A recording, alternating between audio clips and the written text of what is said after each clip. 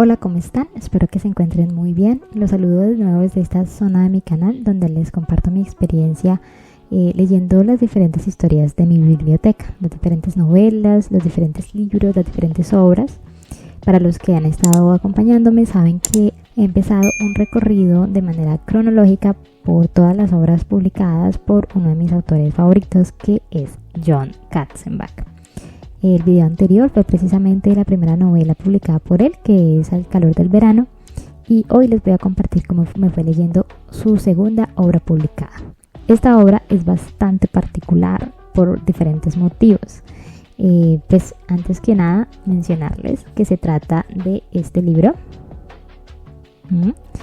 que se llama Firstborn, y está así en inglés porque resulta y pasa que el primer detalle de este libro es que es la única obra de John que nunca se llegó a traducir al español, nunca llegó a ser impresa pues en español, y actualmente ni siquiera se imprime ya ni siquiera en inglés. O sea, la única forma de conseguir el libro en estos momentos es de segunda mano. Entonces ese detalle pues, o sea, es bastante particular, la verdad. Fue pues esta obra fue publicada en 1984, es decir, ya este año está cumpliendo 40 años de ser publicada. Y pues otro de los detalles de esta historia es que pues cuenta hechos de la vida real.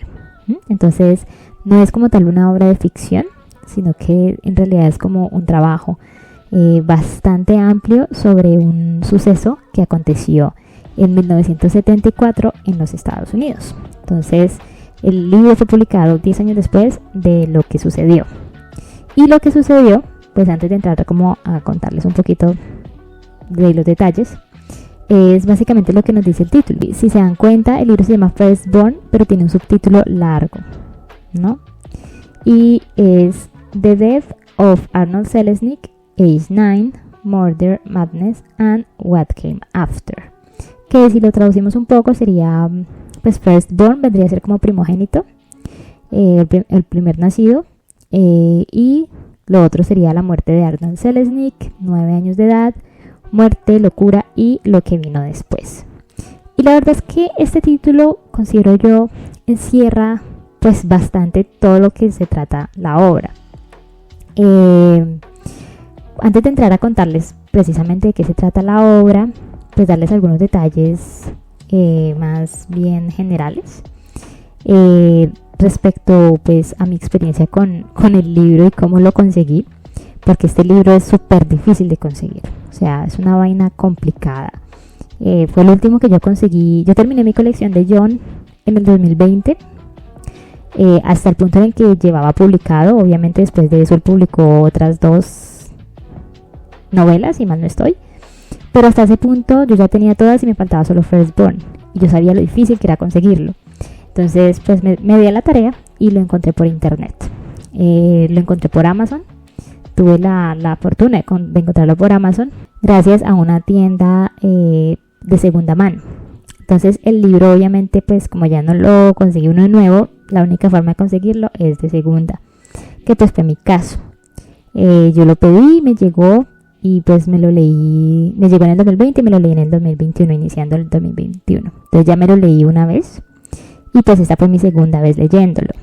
El libro, como les mencionaba, está en inglés, entonces la verdad es que en mi caso también cuento con la fortuna de saber inglés desde hace varios años, y entonces pues afortunadamente puedo leerlo. Pero sí, o sea, el tema con este libro es que muchas personas que son fans de John se lo han querido leer, pero o no lo tienen en físico, o si lo tienen o no lo han conseguido, tampoco es porque saben que está en inglés. Y pues es un inglés nativo, entonces obviamente hay uso de palabras avanzadas, entonces pues sí, es como complejo el tema. Entonces yo pues en parte espero que este video sirva para de pronto esas personas que saben de la existencia del libro, nunca se lo han podido leer. Yo les voy a contar un poco de mi experiencia personal, las 2 veces que lo he leído y de qué trata. Les voy a hacer como un resumen un poquito allí. Obviamente va a tener spoilers, pero pues eso ya sí queda a discreción de si ustedes lo tienen listo para leerlo y no lo han leído y no quieren saber.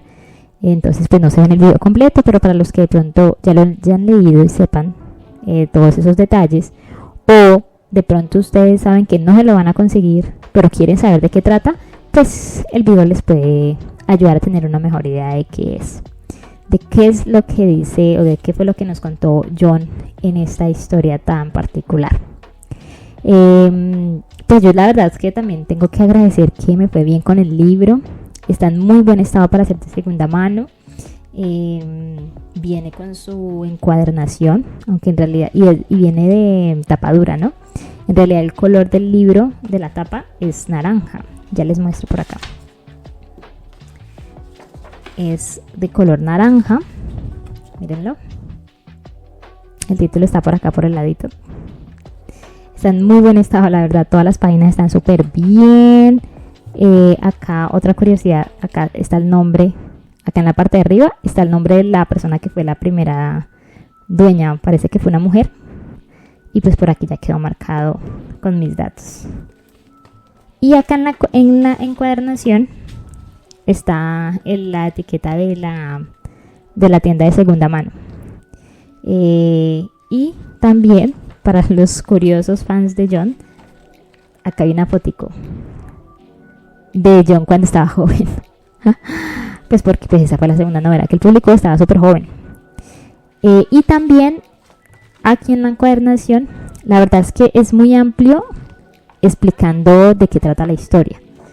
Y es que básicamente se podría decir que la historia la dividen en esos 4 apartados. La muerte de Arnold, 3 apartados.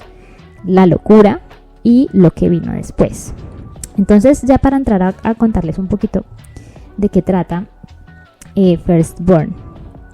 La historia relata el suceso del asesinato de Arnold Selznick, que era un niño de 9 años, a manos de una persona que se llamaba Bernard Walford.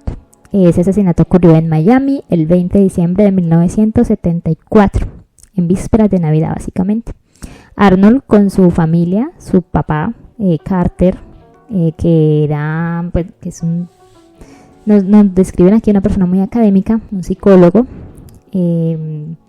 su mamá Betty y su hermano menor, Bobby. Bobby tenía 8 años cuando sucedió el incidente. Estaban viajando desde Filadelfia iban a encontrarse con otra familia para pasar las vacaciones de Navidad. No me acuerdo exactamente dónde era que iban, pero tenían una parada en Miami. Y en esa parada en Miami fue donde desafortunadamente aconteció el suceso. Entonces les mencionaba, esta historia está basada en hechos reales. Entonces por eso es que no la considero como una novela, es como una obra más que nada, un poquito de tinte periodístico. Leyéndolo me hizo acordar muchísimo de los reportajes novelados que hizo Gabo, precisamente por eso, porque estaban basados en hechos reales, pero también de Crónica de una muerte anunciada, también de Gabo. Como tal, hablando de la lectura del libro, les decía yo, pues obviamente necesita de que una persona que tenga un inglés, por lo menos de manera intermedia, se maneja un nivel de inglés pues que es nativo. Y como es un libro que maneja mucho término legal, entonces con más veras. El libro no es tan largo, tiene menos de 250 páginas y la verdad es que es muy dinámico. Es muy dinámico en cuanto a la lectura y en cuanto a lo que nos cuenta de qué fue lo que pasó. Ya pues como para contarles, les decía yo, ¿no? El libro relata lo que fue el asesinato de Arnold, del niño, pero no solamente se queda con eso, sino que nos cuenta todo lo que pasó después de eso, los efectos que tuvo ese asesinato en la familia del niño y todo el proceso que se tuvo que dar de carácter legal para conseguir una condena adecuada, pues por ese acto tan horrible. La verdad es que fue un acto bastante feíto. Entonces sí, el libro es una recopilación de todo eso. Tiene como 16 capítulos, si mal no estoy, en donde cada capítulo viene con su nombre. Cada capítulo viene dividido en partes, tiene apartados. Cada apartado tiene también su nombre. Entonces es un libro que en cuanto a estructura, como digo, es muy dinámico y uno, o sea, no tiene pierde. Cronológicamente está relatado desde el día de la muerte del niño hasta más o menos 8 años después. Y entonces pues sí, más o menos esa es como la dinámica cuando hablamos del libro de manera estructural. El libro está narrado en tercera persona. Está narrado, es una narración de hechos.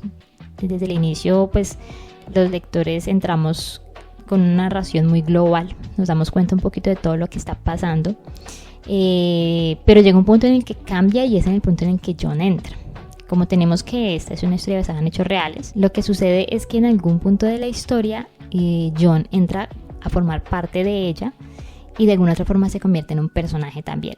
Aquí es donde yo creo que se parece a Crónica de una muerte anunciada. Crónica de una muerte anunciada es también un hecho que Gabo vivió y que lo contó, lo novelizó, pero él fue un personaje también, él fue testigo. En este caso es igual. John juega un papel al ser testigo de parte de todo ese proceso que se vivió y que vivió la familia de Arnold. Entonces es súper chévere, la verdad es que en general la narración es muy, a mi parecer, es muy buena. Precisamente, o sea, es muy difícil distraerse y cuando entra John a jugar su papel, creo que todavía se pone mejor, precisamente porque de paso nos da la oportunidad de conocer un poquito a John, ¿no? Creo que pues, o sea, es muy difícil llegar a conocer a los autores de los libros. Uno los conoce un poco por medio de la forma en que narran y las historias que cuentan, pero cuando los autores mismos se incluyen en las historias como personajes, creo que le da a uno la oportunidad de conocerlos un poquito más. Entonces acá en particular me pareció súper chévere eso y que conocemos a John pues muy joven. Él tenía, si mal no estoy, no sé si ya había cumplido 30 o estaba como de 30 y pico de años, estaba muy joven. Y fue en los días en los que él precisamente estaba todavía como periodista y que trabajaba específicamente en el tema de casos de la corte. Entonces sí, la verdad es que eso me parece una de las cosas más bonitas del proceso de lectura de este libro, ¿no? Tener esa oportunidad como de verlo a él como personaje, como testigo y conocer un poquito más de él. Sobre todo porque él juega un papel muy importante en el proceso de la familia, después de la mitad de la historia más o menos. Entonces eso me parece súper chévere. Y pues bueno, como les decía, yo voy a contarles un poco ya como tal de los detalles. No voy a, o sea, se podría decir que esos son spoilers, obviamente, claro que sí. Pero como les decía, puede que muchas personas no tengan pensado adquirir el libro por lo difícil que es. No sé si todavía sea fácil conseguirlo en Amazon, la verdad. Si algo, pues por acá les dejo el link. Pero pues para esas personas que de pronto saben que no lo van a conseguir o de pronto no sepan inglés y quieran saber de qué trata la historia o qué es lo que pasa, entonces les voy a contar un poquito más con detalles, ¿sí? Entonces, como les mencionaba, todo esto empieza con el asesinato de Arnold en un hotel en Miami. La verdad es que el relato como tal y la forma en la que John lo narra, siento yo que es muy fácil como uno como lector no solamente conectar con lo que está sucediendo, sino sentir el impacto de lo que está sucediendo. A mí me pasó, las 2 veces me ha pasado. A mí leyendo este libro se me apretujó el corazón muchas veces, se me aguaron los ojos muchas veces de imaginarme, o sea, todo, o sea, de imaginarme que obviamente esto sucedió en la vida real. Y de pensar, ¿no? De que ese tipo de cosas pueden pasar. Porque lo que nos cuentan y nos relatan desde el inicio es que el asesinato de Arnold sucedió en una cuestión de segundos, o sea, literal. Y fueron unos segundos en los que el papá le quitó la mirada. O sea, una cuestión de, o sea, literal, ahí nos dicen, creo que menos de 30 segundos, el niño, pues el asesino se lo llevó a una habitación en el mismo hotel y lo mató. Y o sea, el tiempo que transcurre entre que el niño y los papás, o sea, es que es una cosa tan absurda, porque básicamente lo que sucede es que los papás iban con los niños, iban a conocer el hotel y todo el cuento, y Carter, que es el papá, salió con Arnold primero. La mamá, Betty y Bobby se quedaron en la habitación y van a acompañarlos después. Y resulta que pasa que Carter, junto con Arnold, se llevaron las llaves de la habitación. Y entonces Carter decidió regresarse para entregarle las llaves de la habitación a Betty para que pudiera asegurarla. Carter dejó a Arnold al lado del ascensor menos de medio minuto, o sea, es más o menos la cuenta que nos hacen, que lo dejó allí, se devolvió a la habitación, entregó las llaves y en ese momento se escuchan los gritos del niño pidiendo ayuda. Cuando salen ya no hay nadie, o sea, se esfumó literal del pasillo. Y empiezan la búsqueda y literal, o sea, la búsqueda tampoco es que se demore mucho porque nos muestran cómo personal del hotel se dieron cuenta que después de que se armó pues el escándalo y la búsqueda, el asesino sale del hotel y coge un taxi y se va. Entonces es algo muy rápido y el empleado del hotel que se da cuenta de eso de una vez dice, si van a buscar, empiecen buscando la habitación de esa persona, porque resulta y pasa que el asesino, que se llama Bernard Walford, él estaba hospedado también en el hotel.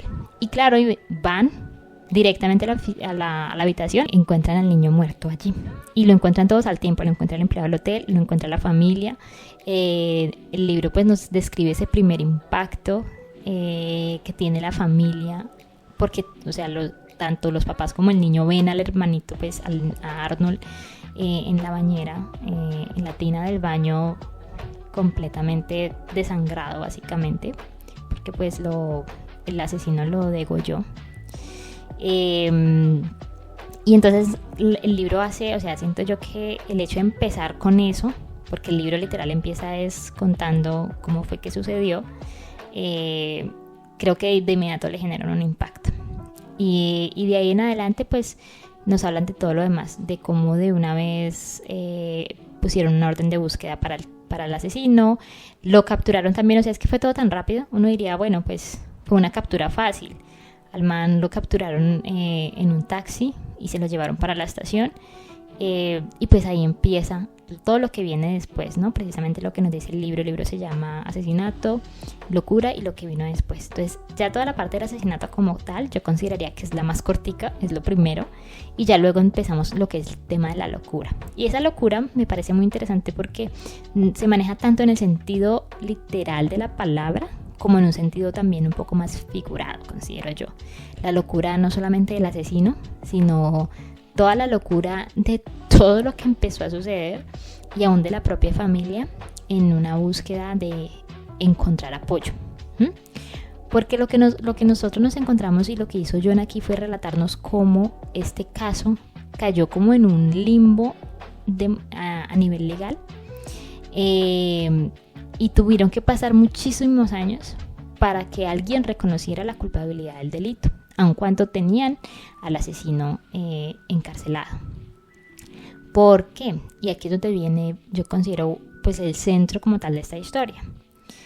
O bueno, uno de los centros principales, ¿no? Porque todo el tema de la familia y todo el proceso que ellos tuvieron que vivir, siento yo que juega un papel increíble en todo el proceso. Pero es que resulta y pasa que Bernard Walford, que es el asesino, es una persona que no es difícil identificar que está loca, o sea, que tiene un problema psicológico grandísimo. El tipo lo diagnostican con esquizofrenia paranoica. El tipo tiene tiene muchos, bueno, es esquizofrénico, pues del tipo paranoico, especialmente con cuestiones religiosas. Y resulta y pasa que es que el tipo dice que él simplemente obedece la voz de Dios. Y entonces el tipo dice que él simplemente, que Dios le habla y que Dios le dice qué es lo que tiene que hacer. Y entonces, o sea, todo se empieza a manejar desde ese punto, ¿no? Al tipo inicialmente lo llevan a una estación de policía, allí le asignan unos abogados de defensa que pues se enteran del caso y que inmediatamente se dan cuenta de que el caso es muy, muy particular. Porque a pesar de que el man básicamente se encontró con la sangre, o sea, el man estaba untado de sangre, el arma con la que mató al niño se demoró mucho tiempo en aparecer, pero él como tal, o sea, él fue el culpable, se sabía que él era el culpable, pero se dieron cuenta de inmediato que ellos podían, la defensa del asesino, podían hacer que al asesino lo declararan incompetente para ir a un juicio. Y entonces esa se volvió como la dirección que ellos tomaron. Y algo que nos hablan y lo que uno se puede dar cuenta, y nos hablan ya hacia la conclusión del libro, nos cuenta un poquito John, es ver cómo hubo una diferencia abismal en la forma en la que se dio la defensa legal de Bernal y la contraparte, que la contraparte pues no estaba como tal representando a la familia, sino que era como, es que no sé cómo se manejan esos términos en español, pero era como el Estado contra Walford, por así decirlo. Y entonces lo que sucedió precisamente allí fue que durante muchos años Walford cambió mucho de abogados, pues porque nos vamos a dar cuenta que este caso duró 8 años en resolverse. Y todos los abogados siempre apelaban era al tema de la locura del tipo y de cómo el man estaba, bueno, el señor no estaba competente, no era consciente, o sea, no podía responder conscientemente de lo que él había hecho porque estaba loco. Eso fue básicamente lo que pasó inicialmente y lo que nos cuentan. A Bernal logran que un juez lo declare incompetente y entonces simplemente lo encierran en una clínica psiquiátrica, pero de mínima seguridad, que ese es el tema. La cuestión es que este caso destapó muchas ollas en cuanto a problemas en el sistema, y ahí es donde entra el papel, por ejemplo, de Carter y de su familia, porque ellos después del asesinato regresan a Filadelfia, o sea, yo imagino, o sea, ellos mismos se relatan en el libro con un dolor y ese vacío, de esa pérdida tan fuerte. Imagínense en plenas fechas de diciembre, el 20 de diciembre que ocurrió eso. Creo que al niño lo enterraron como el 23 de diciembre, o sea, yo no me imagino el dolor de verdad y el luto pues de esta familia. Y sobre todo uno lo entiende mucho porque, o sea, ellos pues son descritos como unos padres muy, muy dedicados a sus hijos. Y además siento yo que John, o sea, hizo una muy buena labor, porque cuando nos hablan de Arnold, nos hablan de una forma, era un niño de 9 años, pero era un niño súper pilo, era un niño de corazón muy noble, era muy inteligente, era un niño que tanto los papás como el mismo hermano decían, era un niño, una persona que cuando creciera muy seguramente iba a aportarle mucho al mundo, porque de verdad tenía muchas capacidades para hacerlo.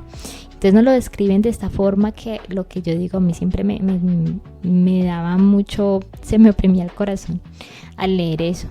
Y sí, entonces, ¿qué pasa? En medio de los procesos, algo que siempre mencionan mucho en el libro es que a la familia nunca le avisaron qué estaba pasando legalmente. Nadie les avisaba nada, nadie los llamó a nada. Entonces, claro, cuando ellos se enteran de que al tipo lo declararon incompetente, Carter se obsesiona con el caso, básicamente. Y él empieza a averiguar todo acerca del proceso, a mirar cómo fue que lo declararon incompetente y qué se puede hacer.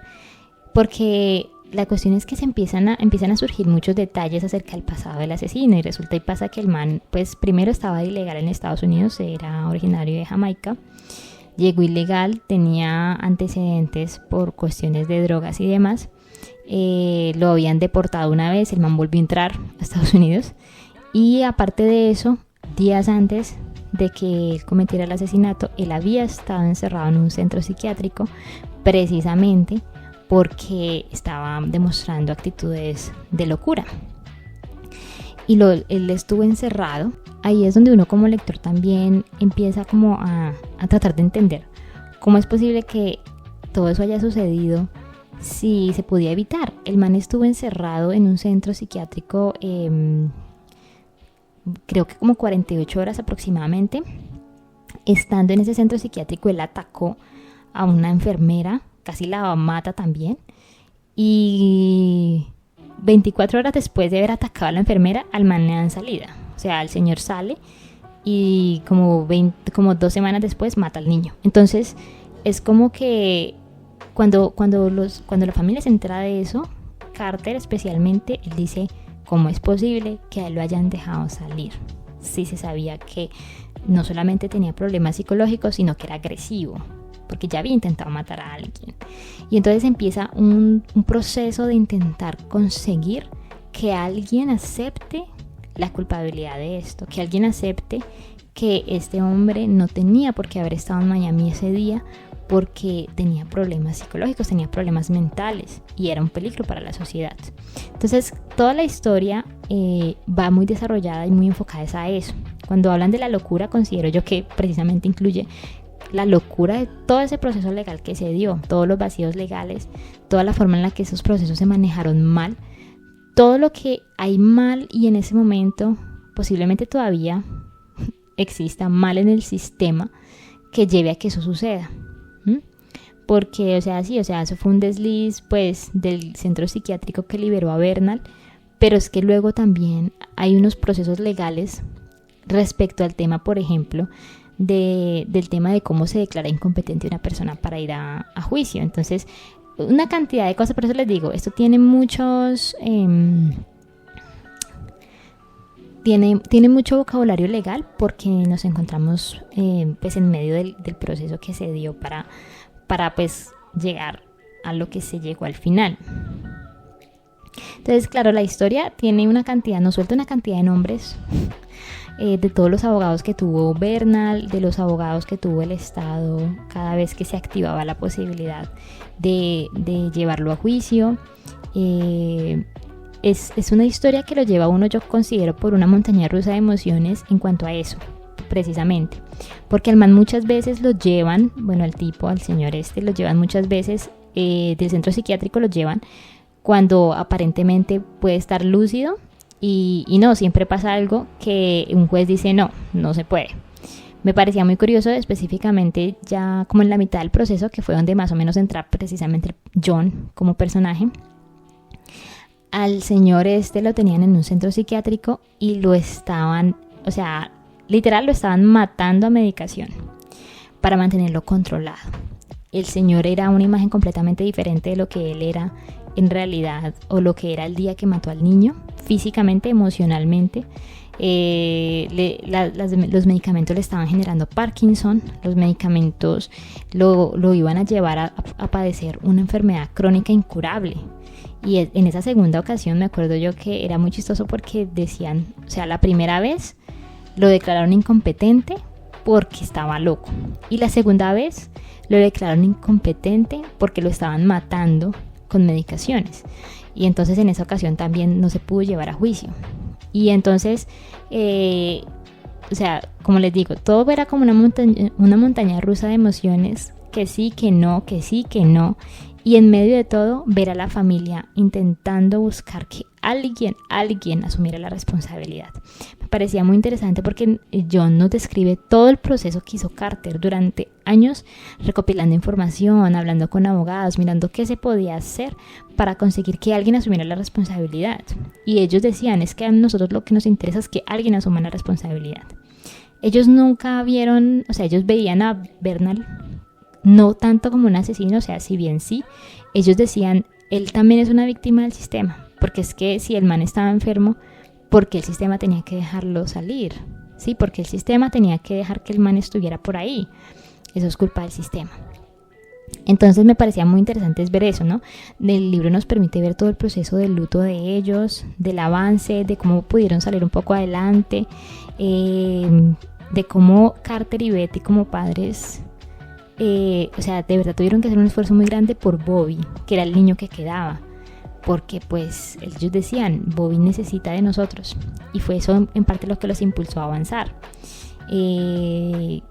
Siento yo que John, lo que yo digo, hizo un trabajo tan espectacular en recopilar toda la información, y la forma en la que la estructuró y la narró, pues hace para una historia que es muy, muy, muy bonita para leer, en medio de lo triste que hay detrás de, y en medio de la impotencia que uno también siente de ver cómo fue que todo eso pasó, de cómo tantas fallas en el sistema legal, en el sistema de salud mental en los Estados Unidos en ese momento, llevaron a que sucediera eso. Entonces es muy, creo que también es hasta muy educativo, precisamente porque hablan de muchas leyes y de muchos actos y de muchas cosas que en ese momento existían, no sé en la actualidad cómo se maneja ese tema, pero que en ese momento era lo que primaba en la corte de Estados Unidos especialmente, y también de Miami. Y también es una historia muy inspiradora en cuanto a cómo las personas pueden ser muy resilientes y recuperarse a la tragedia, precisamente hablando de la familia, de cómo las personas pueden ser también muy persistentes en la búsqueda también de la verdad y hasta de la justicia, que es el caso de Carter. Como les digo, tuvieron que pasar 8 años desde el asesinato hasta 1982, que es como la última fecha más o menos, que nos relatan como tal en el libro, para que se diera una respuesta que fuera satisfactoria para la familia. Y el libro nos cuenta todo lo que pasó allí, nos cuenta cómo Carter intentó él directamente, o sea, llegó un punto en el que me acuerdo mucho que uno decía qué triste, porque llega un punto en el que Carter decide llevar el caso ante la Corte Suprema de Justicia, y la Corte Suprema de Justicia se niega, ningún abogado quería tomarle el caso, o sea, era una cosa, pero de verdad súper triste de leer, pero también muy inspiradora de ver cómo ellos no se detuvieron ante nada de eso. Y gracias a los medios de comunicación, que eso es lo que pasa, y pues en medio de todo esto John ya estaba metido, por supuesto. John llegó al caso como a la mitad, más o menos. Y John empezó a entrevistarlos, a hacer como un seguimiento con ellos. Ellos tuvieron la oportunidad de hacer programas de televisión, de hacer entrevistas. Y fue gracias a esa presión de alguna otra forma que el Senado de los Estados Unidos se enteró del caso. Y hubo un par de senadores, de representantes que decidieron tomar el control del proceso. Y al final pues la historia pues nos relata cómo eso logra llevar a que alguien asuma la responsabilidad finalmente. La historia nos cuenta que hacia el final, gracias a la intervención del Senado, una investigación que se hizo muy avanzada, enfocada específicamente en por qué el hospital psiquiátrico en el que estuvo el asesino semanas antes lo dejó salir sabiendo que no estaban las capacidades de salir, se logró determinar que en efecto hubo negligencia, que no siguieron los protocolos, que no supieron manejar la situación, y que si ellos hubieran sabido pues manejarla, muy posiblemente el asesinato de Arnold se hubiera evitado, se hubiera prevenido. Y entonces al final nos hablan de cómo finalmente se logra lo que la familia quería, y era que alguien asumiera la responsabilidad, porque oficialmente lo que se resuelve al final y que nos dicen ahí, lo que ellos querían escuchar era que alguien en el sistema, en el medio de todo el proceso, alguien dijera, es que Bernard Walford no tenía por qué estar libre. Y eso fue lo que al final logran. Ellos logran que gracias al apoyo del Senado eso suceda. Entonces, obviamente también le dan una compensación económica, pero pues eso ya es otra cosa. Los mismos Carter y Betty siempre decían, pues el dinero no, o sea, el dinero era algo más simbólico. Ellos lo que querían era que alguien asumiera la responsabilidad. Y sí, básicamente termina así. En el proceso, que también parecía muy bonito, lo que John hace es que nos da la oportunidad de, por ejemplo, ser testigos de cómo Bobby va creciendo. El libro termina, el último capítulo nos habla de Bobby a los 16 años. Arnold hubiera tenido 17 años, pero pues Bobby ahora tiene 16 años. Y nos hablan de cómo pues para él como niño todo esto le afectó y cómo lo llevaba a ser una persona también diferente. Sus papás están súper orgullosos de él, y bueno, la cuestión es que la historia, lo que yo les digo, ya con todo y la tragedia que nos cuenta John que le sucedió a la familia, el tema de que los personajes, o sea, poder conocer a la familia, ver todo ese proceso, en medio de la impotencia que uno mismo como lector llega a sentir por lo que les sucedió a ellos, y cómo tuvo que pasar tanto tiempo para conseguir una respuesta. También lo que les digo, creo que tiene un mensaje muy positivo acerca de cómo las personas pueden recuperarse ese tipo de tragedias. y como pues la persistencia y la esperanza son las que también al final como que conducen a que la gente busque la verdad. Entonces eso es súper, o sea, por ese lado súper chévere. Al final nos dicen para el último momento, que fue en 1982, que John pues estuvo como haciendo el proceso de seguimiento del caso.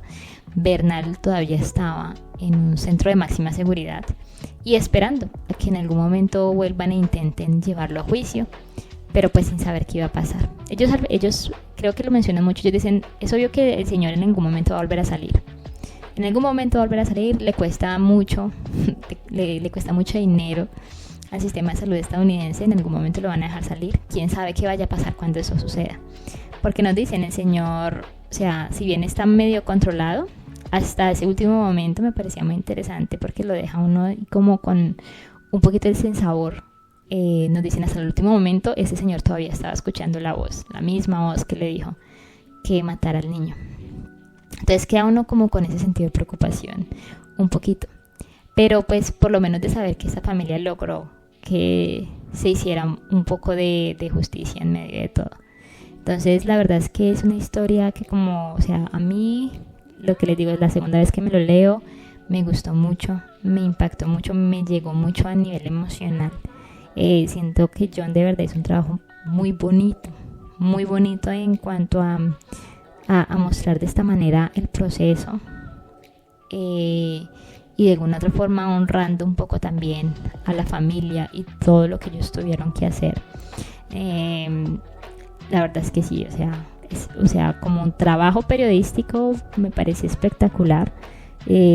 Toda la información que él logró conseguir y todo eso, y también la influencia que él muestra también que muchas veces los medios de comunicación pueden tener, y cómo pues para él también se convirtió en algo personal porque él se convirtió en amigo de la familia y todo. Entonces la verdad es que sí es una experiencia como libro, como lectura, es una experiencia muy chévere, y teniendo en cuenta que es la única historia de este tipo que hizo John o que ha hecho John, porque de aquí en adelante todas las demás historias son obras de ficción, pero esta fue la única pues basada en hechos reales que él contó, pero lo hizo de una manera que a mi parecer es espectacular, porque no solamente pues lo que les digo, no solamente nos da un contexto, nos cuenta una historia con todos sus detalles, sino que además el componente humano que él presenta y la forma en que la presenta, pues la verdad es que la hacen para una obra muy especial. Entonces pues por acá la tengo todavía sin la encuadernación. Entonces ahí les dejo yo cómo me fue a mí leyéndolo. Como les dije, es muy difícil de conseguir. No sé si todavía está en Amazon. Voy a ver si de pronto les dejo el link, si de pronto todavía está en Amazon. Si ustedes son fans de John y tienen el libro, y se lo leyeron ya, pues ahí para que me comenten, me compartan a ustedes qué les pareció. Y pues nada, ahí los estaré viendo en los próximos libros de John. Espero que estén muy bien, que sigan leyendo mucho, y nos vemos entonces en la próxima historia. Chao.